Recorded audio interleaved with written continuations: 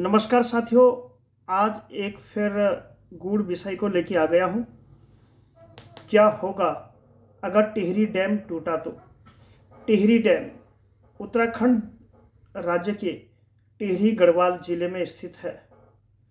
Tehri dam की अगर मैं बात करूँ तो टिहरी डैम जो है, हेलो हाय नमस्ते सुनने प्रणाम, एक ज्वलंत मुद्दे के साथ आज मैं आया हूँ, जिसका मतलब है कि टिहरी गढ़वाल में स्थित वो उत्तराखंड का एक विशालकाय जल अंबार वर्क नाम का टेक्नोलॉजी पे बना हुआ टिहरी डैम प्रोजेक्ट के बारे में आज हम आपको समझाने के लिए आए हैं। टिहरी गढ़वाल के जो डैम है, इसे टिहरी डैम के नाम से जानते हैं। भागीरथी और भिलंगना के नदी संगम तट पे बना हुआ ये डैम एक रशियन टेक्नोलॉजी का डैम है। शुरू में 1000 मेगावाट से शुरू होने वाला यह डैम आज 2400 मेगावाट जल विद्युत परियोजना का एक अहम हिस्सा है। सन 1975 में टिहरी डैम जब बना था तो टिहरी गढ़वाल से 125 गांव को विस्थापित करने की योजना थी, जिसमें से 37 गांव पूर्ण रूप से पानी में डूब गए और 88 गांवों को शिफ्ट किया गया। और लगभग 2006 में ये डैम बनके तैयार हुआ। इसकी अगर मैं जल धारण की क्षमता की बात करूं तो इसमें 2500 करोड़ बिलियन जल हर समय उपलब्ध रहता है। शुरुआत में 25% हिस्सेदारी राज्य सरकार जो कि तत्कालीन उत्तर प्रदेश के हाथों में थी और 75% जो भागीदारी थी वो केंद्र सरकार ने कंप्लीट करवाई। देश का ये 12वें नंबर का बड़ा ही डैम है, जिसकी कुल जल धारण क्षमता 64 करोड़ घन मीटर की है। तत्कालीन प्रधानमंत्री जवाहरलाल नेहरू की अध्यक्षता में एक कोर कमेटी का आयोजन हुआ, जिन्होंने जो है पर्यावरण के साथ छेड़खानी की और THDC कंपनी सन 1989 में अस्तित्व में आई। अगर टिहरी डैम की अगर मैं ऊंचाई की बात करूं तो 260.50 यानी कि 885 फीट की इसकी ऊंचाई है। इससे 2000 करोड़ रुपए का फायदा केंद्र सरकार को हर साल होता है। और अगर मैं इसमें पानी की बात करूं तो 2 लाख करोड़ घन मीटर पानी इसमें हमेशा ही जमा रहता है और 10,000 करोड़ लीटर पानी हर समय बहता रहता है। मध्य हिमालय फॉल्ट में जहां यह डैम स्थित है, ये डैम वहां जोन 5 में आता है। आजकल क्या है मित्रों की ग्लोबल वार्मिंग का ज़माना है, तो ग्लोबल वार्मिंग के ज़माने में जो है डैम का टूटना या प्राकृतिक विस्फोटयां होना लाजमी है। जो ये डैम है, ये जो डैम है ये सीमेंट, सरिये या रेत बजरी से नहीं बना हुआ है। ये मिट्टी, पत्थर और बीच में गोल मटोल पत्थरों से बना हुआ है। यानी कि इस टेक्नोलॉजी को अगर हम जर्मन भाषा में कहें तो इसे अंबावर्क के नाम से जानते हैं। अगर कभी प्राकृतिक विषमता के कारण ये डैम टूटा तो इस डैम से जो बड़े बड़े शहर हैं हमारे, हरिद्वार, ऋषिकेश, बुलंदशहर, हापुड़, बिजनौर और नई दिल्ली, यहाँ तक तबाही मच जाएगी। सन 2013 की आपदा में उत्तराखंड में 6000 से भी ज़्यादा लोग उत्तराखंड और देश विदेश के मारे गए थे। अगर ऐसा होता है तो टिहरी गढ़वाल का ये डैम जो है देश में एक अकाल मृत्यु का कारण बन जाएगा। हालांकि ऐसा ना हो, मेरी प्रभु से विनती है। UN की एक रिपोर्ट के अनुसार 69,000 करोड़ रुपए, 69,000 बिलियन करोड़ रुपए से बना हुआ इस डैम की जो शुरुआती दौर थी ये 1970 में शुरू हुई थी, जो कि सन 2006 में बनके तैयार हुआ। ये भूकंप की दृष्टि से जो यहाँ पे डैम बना हुआ है ये अति संवेदनशील है, जो कि 1976 से और 1999 तक बहुत भयंकर भूकंप इस क्षेत्र में देखे गए हैं। अगर ऐसा होता है तो देश में 1 घंटे के अंदर ही जो है बवाल मच जाएगा, तूफान मच जाएगा। इस सब का कारण, देश का जो है विनाश का कारण बैठा हुआ है उत्तराखंड में टिहरी का डैम। अगर ऐसा होता है कभी तो देश के विविध कोनों से आने वाले लोगों के साथ स्थानीय लोगों का भी मारा जाना बिल्कुल तय है। अगर ऐसा होता है तो टिहरी गढ़वाल से ऋषिकेश तक पानी का जो आने का टाइम है वो 22 मिनट का रहने वाला है। हरिद्वार, ऋषिकेश जैसे महान शहर हमेशा के लिए इस धरातल से सपामेट हो जाएंगे, उनका अंत हो जाएगा। साथ के साथ टिहरी डैम, इतना महान, पर्यावरण के साथ छेड़खानी इन्होंने करी है। साथ के साथ 260 मीटर ऊंचे इस डैम में विविध प्रकार के पानी के साथ जीव जंतु, मछलियां की भी मारे जाने की संभावना मेरे द्वारा व्यक्त की जा रही है। इसका पानी जहां देश में सिंचाई और पीने के पानी के लिए यूज किया जाता है, साथ के साथ टिहरी गढ़वाल की THDC यानी कि टिहरी हाइड्रा डेवलपमेंट कॉरपोरेशन, जो कि एक केंद्र सरकार के स्वामित्व वाली कंपनी है, उसको भी खासा नुकसान देखने को मिल जाएगा। हर साल 2000 करोड़ रुपया केंद्र सरकार को इस योजना से मिलता है। साथ के साथ उत्तराखंड की टिहरी डैम प्रोजेक्ट से देश के विभिन्न कोनों जैसे उत्तर प्रदेश, उत्तराखंड, दिल्ली, हरियाणा और राजस्थान, मध्य प्रदेश, पश्चिम बंगाल और यहाँ तक कि बंबई के किसी छुटपुट इलाके यानी कि महाराष्ट्र तक भी 2400 मेगावाट विद्युत परियोजना से जगमग किया जा रहा है। देश के विविध कोनों से आने वाले सैलानियों को उत्तराखंड बरबस ही अपनी ओर आकर्षित करता चला आया है।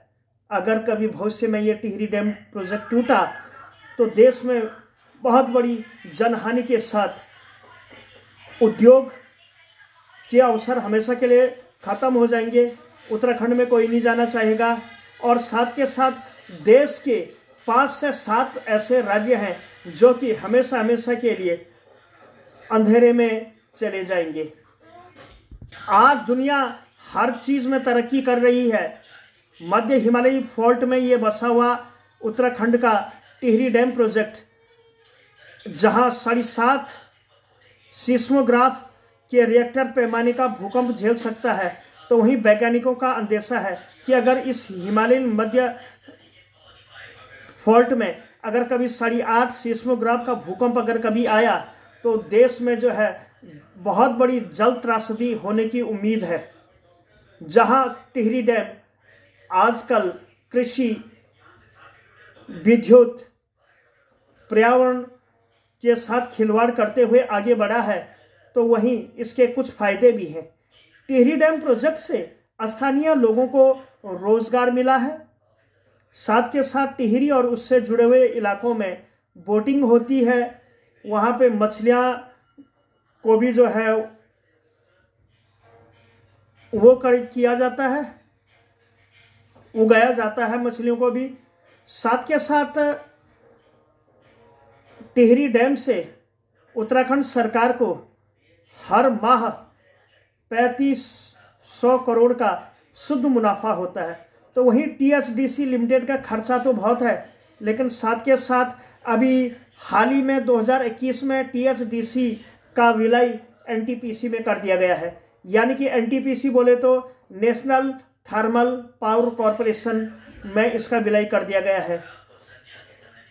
ये बात नहीं है कि इस डैम का विरोध नहीं हुआ, वहाँ अलग अलग लोगों के तत्कालीन प्रधानमंत्री जवाहरलाल नेहरू के वचन के हिसाब से, या फिर उत्तर प्रदेश, जब तत्कालीन उत्तर प्रदेश हुआ करता था तो उस समय भी बहुत बड़ी जल की जो है त्रासदी के ऊपर वहाँ पे जो है वो हुआ था, विरोध हुआ था। और इसके जो सबसे बड़े जो नेता थे सुंदरलाल बहुगुणा, उन्होंने जो है टिहरी में भी प्रदर्शन किए, हरिद्वार ऋषिकेश में भी प्रदर्शन किए और साथ के साथ देश के राजधानी नई दिल्ली के राजघाट में भी उन्होंने महीनों तक जो है प्रदर्शन किए, लेकिन अफसोस कि एक जो है आंदोलनकारी के विचारों को दबा दिया गया, एक महान नेता के वचनों को दबा दिया गया, और साथ के साथ हमेशा से बुलंद रहने वाली वो आवाज़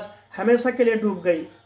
तो बहुत समय पहले 2006 में जब ये डैम में जो जल भराव हो रहा था, तो जो टिहरी शहर था पुराना, वहाँ राजा का घंटा घर था, वहाँ पे उपजाऊ ज़मीनें थी। जैसे कि मैंने ब्लॉग के शुरुआत में ही आप लोगों को बताया था कि 125 गांव को शिफ्ट कर दिया गया था, और 37 गांव तो ऐसे थे जो कि पूर्ण रूप से जल में जो है डूब गए थे। आज ऊपर धार में, ऊपर पहाड़ में एक नए शहर का निर्माण हुआ है, जिसे हम उत्तराखंड का टिहरी शहर जानते हैं। तो कुछ इस प्रकार से थी हमारी जो है वीडियो। तत्कालीन लोक गायक श्री नरेंद्र सिंह नेगी जी ने भी बहुत अच्छा गाना गाया था। टिहरी डूबण लाग्यो चा बेटा, डाम का खातिर अबार दातु लंबी छुट्टी लेकी आई। हे नागराजा हे भैरो तुम्हारू, हमुन क्या जी खोई। हे बोलागा बदरी ट्वेन, कख मुख लुकाई। भेटी जा तो गला पेड़ो जोबा, खेल के सयान हुए। तो ये बात नहीं है कि पहाड़ियों को दर्द नहीं हुआ, पहाड़ियों को दर्द हुआ, लेकिन केंद्र सरकार के इस बुलंद आवाज़ के साथ पहाड़ियों की वो आवाज़ जो है हमेशा के लिए दबके रहेगी। कुछ लोगों को ऊपर पहाड़ों में शिफ्ट कर दिया गया, कुछ लोगों को ऋषिकेश में ज़मीन दे दी गई, कुछ लोगों को देहरादून शिफ्ट कर लिया गया, लेकिन पहाड़ों में छूट गई वो चित्कार, वो उपजाऊ ज़मीन, वो सिंगोरियों की दुकान, जो कि कभी टिहरी गढ़वाल की शान मानी जाती थी मेरे प्यारे भाई और बहनों। लेकिन आज के दौर में उस टिहरी को याद करने वाला कोई नहीं है। अगर कभी ऐसी जल प्रणाली या फिर कभी जल मग्न वाली स्थिति आती है, या देश के इस बहुत बड़े, जैसे कि मैंने आपको बताया था कि यह सीस्मोग्राफ के हिसाब से 5.5 रिएक्टर स्केल में, ज्योग्राफी की भाषा में जो कहते हैं, अगर यहाँ पे भूकंप आया तो जो है उत्तराखंड के हरिद्वार, ऋषिकेश, बुलंदशहर जो यूपी में पड़ते हैं, साथ ही मेरठ और दिल्ली तक भी 12-12 फीट पानी भर जाएगा। इतनी अथाह जल शक्ति है भागीरथी में। माँ गंगा को बांध रखा है, और प्रकृति के साथ जो भी खिलवाड़ होता है वो आप आगे देखिए तो सही।